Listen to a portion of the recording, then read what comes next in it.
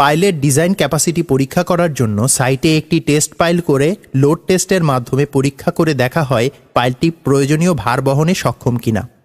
প্রথমে estimated load অনুযায়ী soil test রিপোর্টের ভিত্তিতে পাইল ডিজাইন করা হয়, তারপর সেই ডিজাইন অনুযায়ী টেস্ট পাইল ড্রাইভ করে লোড টেস্ট করা হয় এবং ডিজাইন ক্যাপাসিটি নির্ণয় করে প্রয়োজনীয় কারেকশন করা হয়।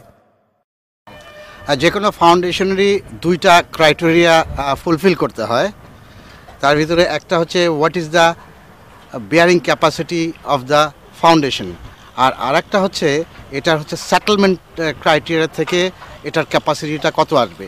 তো এখানে যে আমরা পাইল লোড টেস্ট করতেছি এটার উদ্দেশ্য হচ্ছে ডিজাইন থেকে যে সেটেলমেন্টটা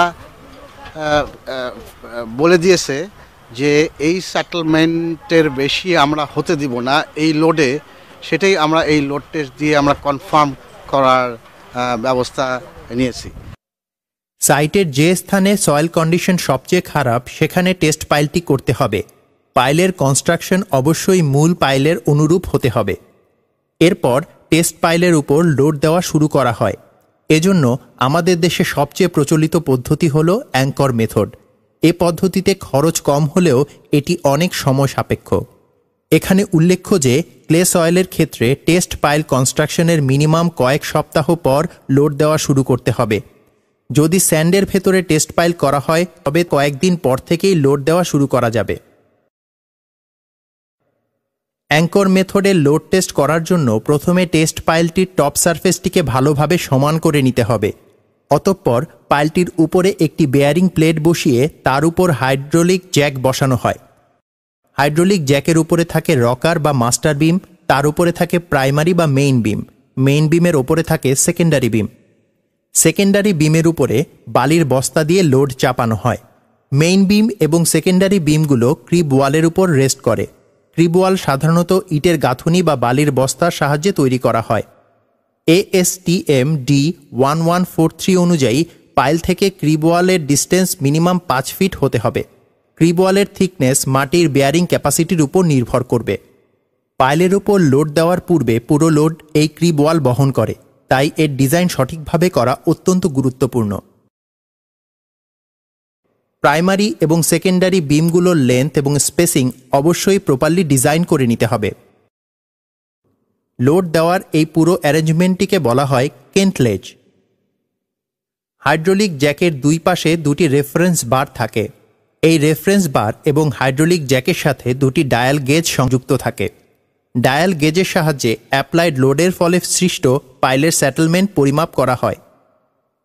এখানে একটি ব্যাপার লক্ষ্য রাখতে হবে যে পাইলের উপর লোড দেওয়ার সময় যেন রেফারেন্স বারগুলো নড়ে বা সরে না যায়। ASTM D1143 অনুযায়ী রেফারেন্স বারগুলোর সাপোর্ট পাইল থেকে মিনিমাম 8 ফুট দূরে থাকতে হবে।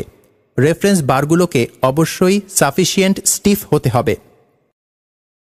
একটি remote control hydraulic pump pressure pipe দ্বারা হাইড্রোলিক জ্যাকের সাথে সংযুক্ত থাকে। এর সাহায্যে পাইলটির উপর লোড দেওয়া শুরু করা হয়। গাড়ি যখন চাকা আমরা চেঞ্জ করি সেখানে একটা হাইড্রোলিক জ্যাক আমরা ফিট করার পরে আস্তে আস্তে করে আমরা প্রেসার দেই, আর জ্যাকের যে পিস্টনটা আছে পিস্টনটা গাড়িকে ঠেলা দিয়ে যখন পুরো গাড়িটা উঁচু হয়ে যায় তখন টোটাল লোডটা আসলে ওই পিস্টনের উপরে চলে আসে।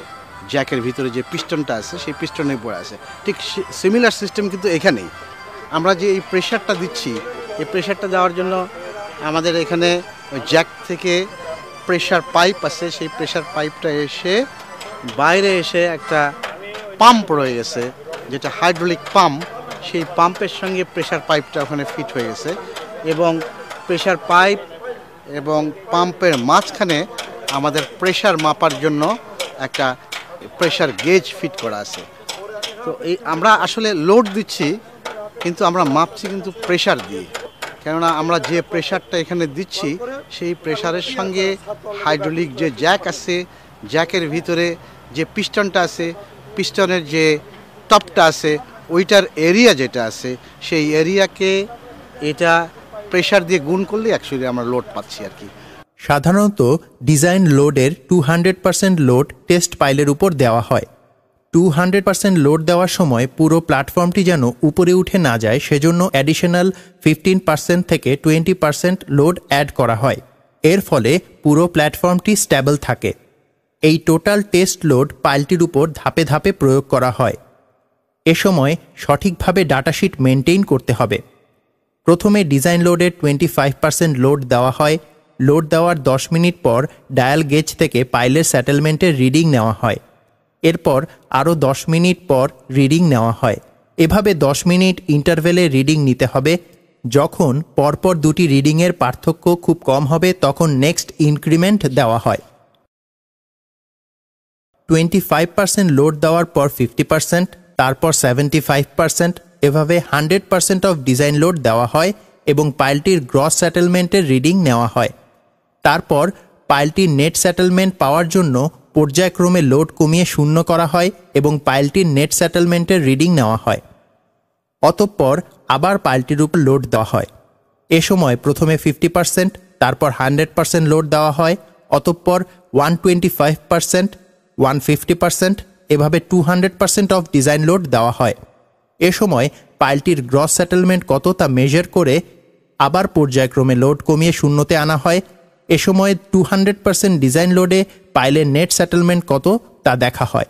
অতঃপর দেখতে হবে পাইলটি ডিজাইন ফুলফিল করেছে কিনা। এমন হতে পারে যে পাইলটা 200% লোড দিয়েছি ঠিকই, কিন্তু সেটেলমেন্ট ডিজাইন ক্রাইটেরিয়া থেকে বেশি সেটেলমেন্ট হয়ে গেছে, তাহলেও কিন্তু এটা আমার রিকোয়ার্ড ক্রাইটেরিয়া ফুলফিল করলো না। যদিও পাইল ফেল করেনি, কিন্তু ডিজাইন ক্রাইটেরিয়া যা ছিল তার থেকে বেশি সেটেলমেন্ট হয়েছে। ফর এক্সাম্পল, এই টেস্টটা শেষ হওয়ার পরে যদি আমরা সেটেলমেন্ট পাই 25 মিলিমিটার, কিন্তু ডিজাইন ক্রাইটেরিয়া বলছে যে না 25 মিলিমিটার আমি অ্যালাউ করব না, আমার ম্যাক্সিমাম অ্যালাউ করবো আমি 15 মিলিমিটার। হ্যাঁ, তাহলে তখন আমার গ্রাফ থেকে দেখতে হবে যে 15 মিলিমিটার সেটেলমেন্ট হলে তার এগেনস্টে লোডটা কত হয়। সেই লোডটা নিয়েই তখন ডিজাইনটা আবার রিডিজাইন করা হবে। মানে পাইলের সংখ্যা হয় বাড়বে অথবা পাইলের লেন্থ বাড়বে, এই ডিসিশনগুলো ওখান থেকে নেওয়া হবে।